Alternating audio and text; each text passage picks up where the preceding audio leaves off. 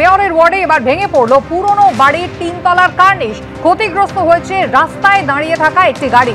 আপনাদের সরাসরি ঘটনাস্থলে নিয়ে যাব। আমাদের প্রতিনিধি সত্যজিৎ বৈদ্য রয়েছেন আমাদের সঙ্গে।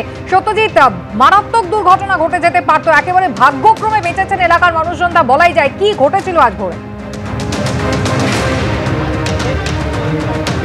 একেবারেই কুস্মিতা, তুমি যেমনটা বলছিলে যে বড় কোনো দুর্ঘটনার হাত থেকে রক্ষা পাওয়া গেল, কারণ রাতের বেলা হয়েছে, ভোরবেলা হয়েছে, এবং আমি ঠিক যেখানে দাঁড়িয়ে আছি চেতলা, একদম মেয়রের যে ওয়ার্ড, সেই ওয়ার্ড তার পরমহংস দেব রোড, যেখানে এই বাড়ি ভেঙে পড়েছে, বাড়ির একাংশ ভেঙে পড়েছে। তুমি দেখতে পাবে যে সামনেই কিন্তু একের পর এক দোকান, যার মধ্যে ওষুধের দোকানও রয়েছে। দিনের বেলা এখানে কিন্তু ভিড় থাকে, নেহাত রাতের বেলা এখানে একটি মাত্র গাড়ি দাঁড়িয়ে ছিল, যে গাড়িটি ক্ষতিগ্রস্ত হয়েছে। এবং যে বাড়িটি ভেঙে পড়েছে তুমি দেখতে পাচ্ছ, সেই ছবি দেখাচ্ছে দীপ্তেন্দু, যেখানে 3 তলার যে কার্নিশ, যথেষ্ট পুরনো বাড়ি। এলাকার বাসিন্দারা যেমনটা জানাচ্ছেন যে এই কার্নিশ ভেঙে পড়ে আচমকা, ভোর 4:30 নাগাদ এই ঘটনা ঘটে। আচমকা বিকট আওয়াজ পান স্থানীয় বাসিন্দারা, এবং সেই আওয়াজ পেয়ে তারা বেরিয়ে পড়েন, এবং এখনো পর্যন্ত এলাকায় কিন্তু আতঙ্ক রয়েছে।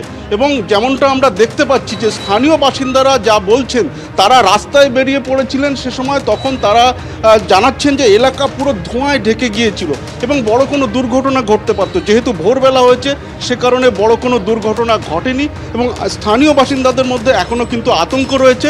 এবং পুরসভার যে টিম, তারা কিন্তু ইতিমধ্যে এসে এলাকা পরিদর্শন করে গিয়েছেন, এবং স্থানীয় বাসিন্দারা কি বলছেন শুনে নেব। ভোরবেলা ঠিক কি ঘটেছে?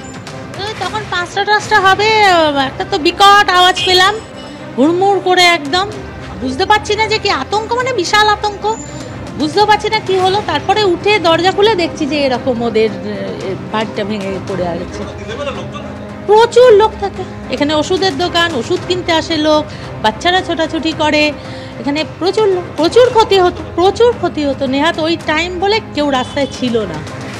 বলা যেতে পারে বড় দুর্ঘটনার হাত থেকে রক্ষা পাওয়া গেছে, কিন্তু ইতিমধ্যেই কিন্তু এলাকা পরিদর্শন করে গিয়েছেন পুরসভার টিম, এবং ঠিক কি কারণে দুর্ঘটনা সে সমস্ত বিষয়ও খতিয়ে দেখা হচ্ছে। সত্যজিৎ, ধন্যবাদ। গার্ডেন রিচের পর গতকালই বিরাটিতে বহুতল দুর্ঘটনা ঘটেছিল, এবং যেখানে এক মহিলার একেবারে বেঘোরে প্রাণ গিয়েছে। নির্মীয়মান আবাসন থেকে মাথায় ইট পড়ে মহিলার মৃত্যু হয়েছে গতকাল। বিরাটির শরৎ কলোনিতে এই দুর্ঘটনা ঘিরে এলাকায় উত্তেজনা ছড়ায়। নির্মীয়মান আবাসনের নিচে দাঁড়িয়েছিলেন পাশের বাড়ির বাসিন্দা এক মহিলা, এবং আচমকায় ওই আবাসন থেকে ইট ভেঙে মহিলার মাথায় পড়ে। গুরুতর জখম অবস্থায় হাসপাতালে নিয়ে গেলে মহিলাকে মৃত বলে ঘোষণা করেন চিকিৎসকরা। কোনো সুরক্ষাবিধি না মেনে আবাসন নির্মাণ হচ্ছিল, এমনটাই দাবি করেছেন মৃতার স্বামী।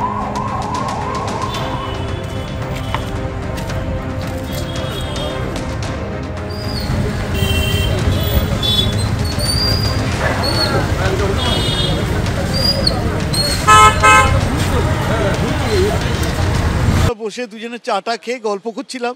ও বললো বাইরে হাওয়া আছে, আমার একটা পেস আছে, ওদের ফ্ল্যাটের যেখান থেকে প্রমোটারে প্লাস করেছে 4 ফুট, আর আমার আছে মোটামুটি 7 ফুট, মোটামুটি 10 ফুটের। ও করিডোরে হাঁটছে, ওদের হাঁটাচ্ছে। আমি কালকেও ওদের বললাম, দেখ তোরা প্লাস্টিক লাগাচ্ছিস না, ভেঙে পড়ে যাবে, ইট পাটকেল আমার বাড়িতে আসছে।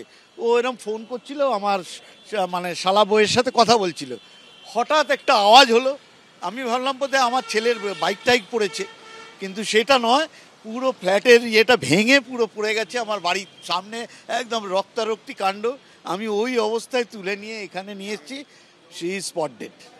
কতটা অংশ ভেঙে পড়েছিল, কোথা থেকে পড়ল?